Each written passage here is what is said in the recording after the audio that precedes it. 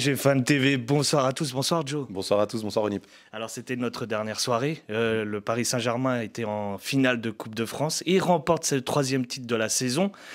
Bon, qu'en as-tu pensé de ce match? Est-ce que tu as trouvé un Paris Saint-Germain dominateur? Un Paris Saint-Germain qui était complètement dominateur, hein. On finit quand même avec 67% de possession. Donc cette équipe lyonnaise a eu du mal à exister.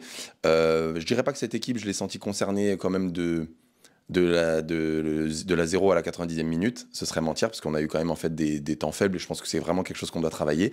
Mais globalement, qui a maîtrisé son sujet. Alors tu dis qu'il y a eu des temps faibles. À quel moment tu as senti que ces temps faibles ont parvenu auprès des Parisiens? Notamment au moment du but des Lyonnais, où ils ont quelques occasions, très rares mais quelques occasions, c'est au moment où ils existent avec leur premier tir cadré, où tu te dis, je pense qu'on s'est tous dit, c'est possible en fait que ça aille à de partout et que ça aille un peu plus loin, malgré une domination. C'est un petit peu le mot du MAUX, du PSG, du moment depuis 2 mois, c'est-à-dire que tu peux voir une domination, tu ne tues pas l'adversaire en mettant les buts parce qu'on a encore pas mal de loupés. Et derrière, en fait, tu donnes un espoir en fait, à 2-1, des Lyonnais qui n'existaient pas dans cette rencontre, qui auraient pu revenir. Alors, il y a eu des joueurs tout de même qui ont sorti leur épingle du jeu. Je pense à un Fabien Ruiz qui a été plutôt bon, ou un Dembélé qui a été buteur et passeur décisif. Qu'as-tu pensé de ces deux joueurs? Alors, Ruiz, effectivement, qui est plutôt, on va pas se le cacher, qui est plutôt le maillon faible de notre équipe de manière générale, a donné une bonne copie. C'est-à-dire qu'il essayait de chercher la profondeur.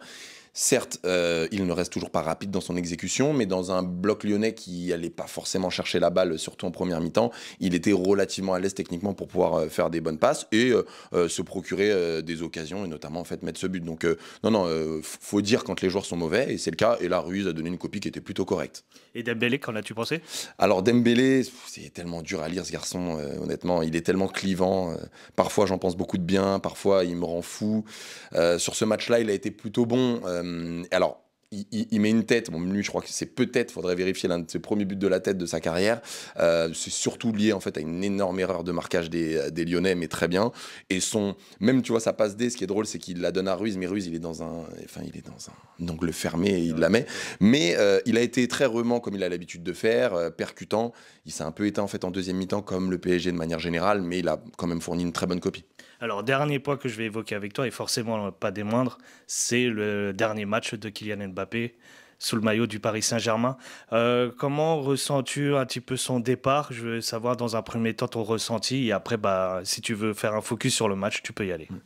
C'est comme quand tu casses avec ton ex, j'aime bien dire va au Real. En fait, je suis dégoûté.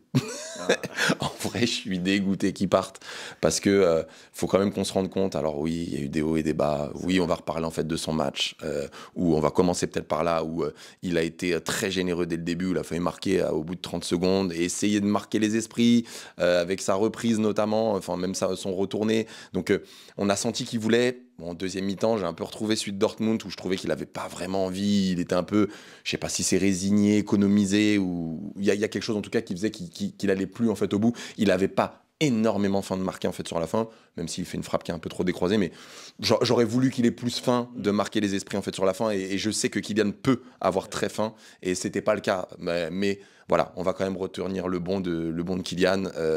7 ans, franchement, beaucoup de tristesse. Moi, honnêtement, beaucoup de tristesse. Je trouve que on a eu des départs. Là on perd la star du football aujourd'hui qui est Kylian. Faut quand même s'en rendre compte en fait au niveau mondial que réellement on va passer dans une nouvelle ère parce que l'ère du marketing au PSG va vraiment passer en deçà vu qu'on n'a plus de superstars comme on l'avait, et que ouais, ça fait quelque chose parce que c'est pas un Titi. Non, mais il a fait 7 ans chez nous, il a des très belles stats. Légende du club quand même. Pour moi, légende du club, déjà, quand on parle du meilleur buteur du club, pour moi, c'est légende du club.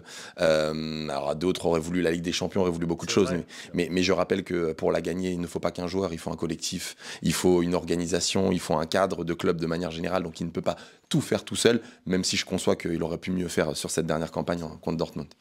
Alors, est-ce que, vu son départ, est-ce que tu sens que c'est encore une phase où on va rentrer dans une année de reconstruction?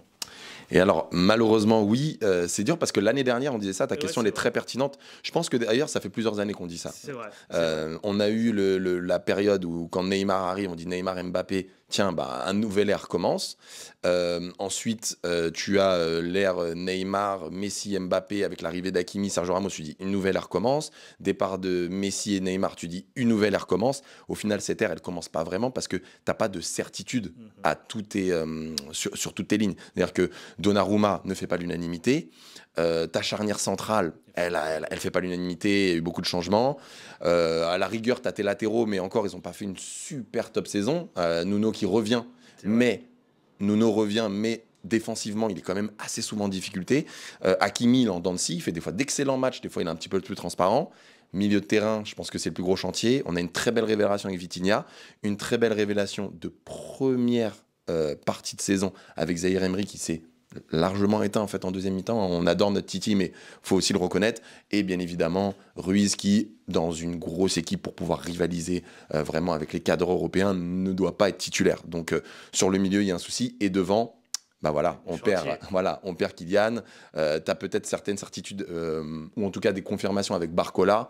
Dembélé qui devrait bien évidemment être confirmé, mais quid de qu'est-ce que tu vas mettre en neuf? Est-ce que tu vas faire confiance à Ramos? Est-ce que tu vas recruter?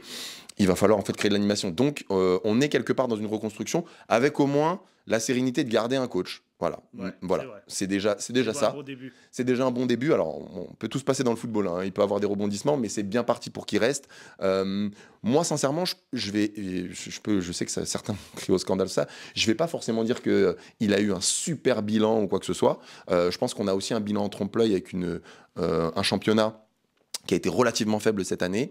Une Ligue des Champions, on a eu on va dire quand même certains faits de match qu'on s'est donné les moyens d'avoir, mais qui ont tourné vers nous. Je pense en fait au Barça, ou de manière générale un parcours avec la Real Sociedad qui nous a facilité les choses après à partir des huitièmes. Mais voilà, il y a des petites tâches du type seulement 2 victoires en 2024 avec comme on l'avait déjà dit au Parc en 2024. On est la meilleure équipe, on est invincible à l'extérieur. Comment ça se fait qu'au Parc on soit en fait aussi mauvais? Donc il y a des choses qui ne me vont pas dans ce bilan-là. Moi, j'arrive pas à me dire juste on a 3 trophées et on est en demi. J'arrive pas à faire cette analyse. Quand tu regardes en profondeur, il y a des petites carences, mais voilà, avec le temps, on dit souvent qu'on ne laisse pas le temps. Bah là, au moins, on va laisser le temps à cet entraîneur de créer quelque chose et il va falloir créer après Kiki et ça va être compliqué. Bah, je te remercie, Joe. Merci à toi, merci à tous.